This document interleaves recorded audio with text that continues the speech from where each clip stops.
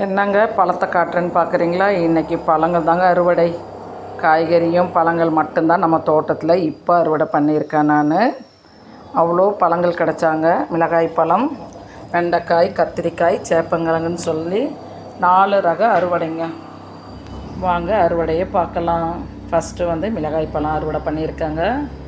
அடுத்து ஒன்றே ஒன்று கண்ணே கண்ணுன்னு வெண்டைக்காய் பெரிய சைஸாக கொடுத்துருந்தாங்க. அப்படியே அவங்கள எடுத்துடலாங்க. அடுத்து வராங்க கத்திரி. இது விதைக்காக விட்டுட்டாங்க. அடுத்து வராங்க பாருங்கள். விதவிதமான வகையில் விதவிதமான கத்திரி நம்ம தோட்டத்தில் நீங்கள் பார்க்கலாம். பல வகை ரகப்பட்ட கத்திரிக்காய் தாங்க. எல்லாமே கொஞ்சம் பிஞ்சாக இருக்குது. சரி பார்த்துட்டு அப்படியே விட்டுட்டேன். அடுத்து சேப்பங்கிழங்கு ரெடி ஆகிட்டாங்க. ஒரு செடியில் இப்போ பிடுங்கினா ஒன்றே ஒன்று தான் இருந்தாங்க. சரி நல்லா வரட்டும்னு சொல்லி அப்படியே மற்ற செடிகளை விட்டுட்டாங்க. நல்ல இலைகள்லாம் பாருங்கள் எவ்வளோ பெருசாக வராங்க. சீக்கிரமாக நம்ம சேப்பங்கிழங்கு அறுவடையை எடுத்துடலாங்க. அப்படியே கத்திரி ஒன்றே ஒன்று கண்ணே கண்ணு நீட்டாக ஒன்று கிடச்சாங்க.